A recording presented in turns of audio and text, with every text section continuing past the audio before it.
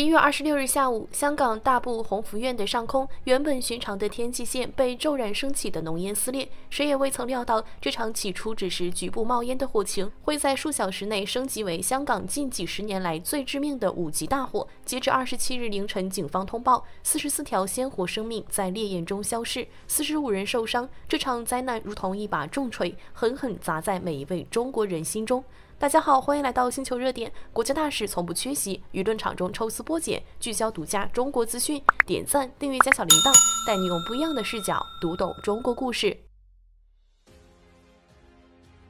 夜幕降臨，鴻福苑的火海並未因天色變暗而收斂。深圳衛視駐港記者在距離現場600米處，仍能聞到刺鼻的煙味。抬眼望去，多棟住宅樓的外牆被火光映照得通紅，如同巨型火把在夜色中燃燒。高空不時有火星裹挾着燃燒物墜落，伴隨着疑似爆炸的悶響和建築物坍塌的碎裂聲，每一聲都揪緊了現場所有人的心。一位目擊者在接受採訪時聲音發顫，從來沒見過這麼大的火，看着火苗從低樓層一層層往上竄，只能祈禱裡面的人能趕緊出來。在那面前，總有逆行者的身影照亮黑暗。128輛消防車、57輛救護車緊急集結，767名消防及救護人員輪番上陣。8條消防水帶同時噴射，形成水幕。7架雲梯車伸向高空直擊火點。22支搜救隊在高溫與濃煙中反覆穿梭，搜尋每一個可能存在生命的角落。即便在火情最嚴峻時，消防員們仍未放棄對高層單位的搜救。可令人痛心的是，在這場與死神的賽跑中，消防員何偉豪不幸殉職。他的犧牲讓這場災難更添沉重。他用生命踐行了守護2字，卻再也無法回到等待他的家人身邊。另一邊，跨江而來的支援也讓這場救援多了一份手足同心的溫暖。26日晚，不少深圳網友的鏡頭記錄下動人一幕：一列列消防車整齊集結，車燈劃破夜空，向着香港方向疾馳而去。深夜11點，深市新聞記者在蓮塘口岸親眼看到多輛消防車、急救車輛相繼駛入，奔赴火災現場。謝謝深圳在香港面對困難時伸出援手。香港網友在相關帖文下留言，道出了此刻兩岸民眾最深切的情感連接。這份深夜馳援的情誼早已超越了地域界限，成為災難中最堅實的依靠。如果說專業救援是對抗災難的硬支撐，那麼市民自發的互助就是溫暖人心的軟力量。火災發生後，鴻福苑周邊的市民沒有慌亂躲避，而是紛紛行動起來。大埔居民吳女士放下手中的事，第一時間加入運送物資的隊伍。她紅着眼眶說：“災民可能已經沒有了家，我想出一份力去幫助他們，希望他們可以渡過難關。”和他一樣的普通人還有很多。簡先生默默搬運着水和食物，分發給受災民眾。車手黑仔回家時看到街坊們扎堆搬物資，二話不說就加入其中，只一句能做到多少就多少，道盡了市井百姓最樸素的善意。運頭街20至26號廣安大廈地下很快堆起了一座座愛心小山，箱裝礦泉水、餅乾、麵包、御寒外套都是街坊們自發採購的物資。有人駕車專程送來，有人騎着單車穿梭其間，義工們則忙着分類、登記，再分批送往臨時庇護中心。就連距離較遠的中華基督教會馮良傑紀念中學，也有市民陸續送來毛毯和飲品。校內義工整夜未眠，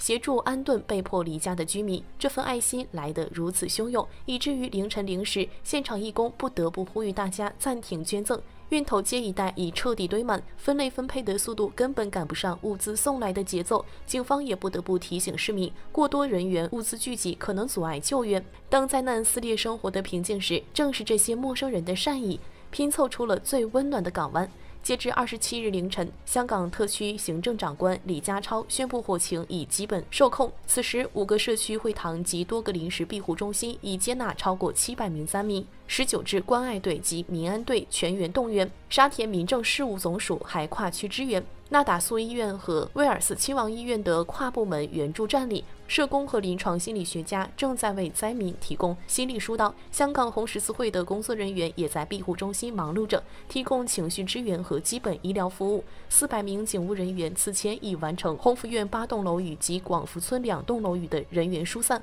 還開通了傷者查詢熱線，讓焦急尋找親友的民眾有了求助渠道。災難仍在善後，但希望已在廢墟上悄然生長。當火情逐漸平息，悲痛過後，我們不得不追問，這場造成44人遇難的重大火災究竟為何會發生？27日，警方的通報給出了關鍵線索，以涉嫌誤殺罪拘捕了負責維修大廈的工程公司3名負責人，包括2名董事和1名工程顧問。調查發現，建築物外牆的保護網、防水帆布、塑料布疑似未符合防火標準。更令人揪心的是，一座未受波及的大廈，每層電梯大堂窗外都用發泡膠包封，這種易燃材料很可能加速了火勢蔓延。而消防處副處長的初步判斷，更將焦點指向了一個關鍵物件——竹棚架。多處雜物及竹棚在火情中被點燃，並受風勢影響飄散到附近大廈，最終火勢蔓延至8幢大廈中的7幢。這短短一句話揭開了這場火災迅速蔓延的核心原因之一。小編覺得，很多內地朋友可能會疑惑，在高層建築日益普及的今天，香港為何還在使用竹制腳手架？要知道，這場火災中，竹棚架絕非簡單的載體，而是名副其實的幫兇。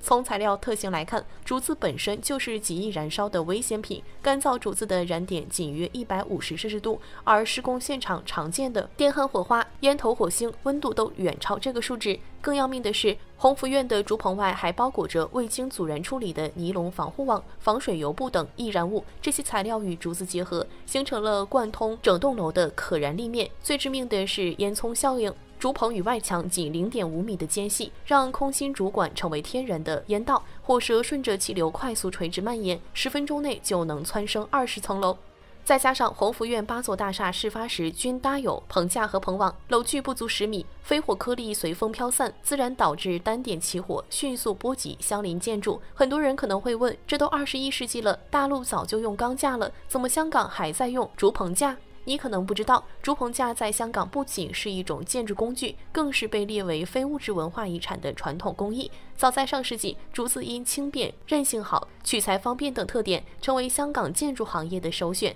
搭棚工匠們憑借精湛技藝，在高樓間搭建起縱橫交錯的竹棚，這種工藝也逐漸成了香港獨有的文化符號。目前，香港約有4000名竹棚工人，承擔着當地超過80%工程項目的搭棚工作。港九搭棚同慶工會作為行業代表，一直在積極維護竹棚工匠的利益。今年3月，香港特區政府發展局宣布，新批出的公務工程項目中，至少一半需使用金屬棚架時，工會就表達了強烈擔憂。工會理事長何炳德公開表示，金屬棚架成本比竹棚貴2至3倍，對於需要自行籌資維修的大廈住戶來說，無疑是沉重負擔。而且金屬棚架更重，儲存需要更大空間，這些都成為竹棚行業抵抗變革的理由。其實，特區政府並非沒有意識到竹棚架的安全隱患。發展局在推動金屬棚架的政策解釋中就明確指出，金屬棚架是國際大勢所趨，內地先進城市的土木工程、樓宇建設中均普遍採用。其標準組件能提供更工整的通道和平台，更能保障工作人員安全。更關鍵的是，金屬棚架的整體開支僅佔樓宇建造工程合約金額的2%，而竹棚架為1%。看似成本翻倍，但從安全角度考量，這筆投入絕非浪費。該政策也被視為竹棚退出公營建設的開端，只是過渡期內，若工地環境狹窄，無法使用金屬棚架，仍可採用竹棚等替代方案。但現實難題是，香港註冊棚架工超過1萬人，其中近8000人註冊為金屬棚架工。但何炳德坦言，實際上真正從事金屬棚架的師傅數目並不算很多，長期依賴竹棚工藝的工匠們要轉型學習金屬棚架搭建技術，需要時間和培訓。而行業內形成的操作習慣和利益格局，也讓轉型之路充滿阻力。這種傳統工藝與現代安全的衝突，在鴻福苑火災發生前就已埋下了隱患。如今鴻福苑的明火已滅，但這場火災留下的思考遠未結束。竹棚架作為非物質文化遺產，其工藝價值值得保護，但保護不代表要以犧牲生命為代價。小編覺得，或許可以通過建立竹棚工藝博物館、培養非遺傳承人等方式，留住這份文化記憶，同時在建築施工中全面推廣更安全的金屬棚架，讓傳統與現代找到平衡點。特區政府也應加快推進建築安全改革，完善監管機制，加大對違規行為的處罰力度，從制度上杜絕貪小便宜釀大禍的悲劇重演。烈焰過後，廢墟之上，既有逝者安息的期盼，也有生者前行的力量。願這場悲劇能真正敲響警鐘，讓香港的每一棟建築都成為安全的港灣，讓這樣的烈焰再也不會重現。好了，今天的內容到這裡就結束了。如果你喜歡小編的影片，還請大家多多點讚轉發，讓更多的人一起見證中國進步。關注我的頻道，這樣既能回顧往期視頻，又不會錯過之後的精彩內容。那我們下期節目不見不散。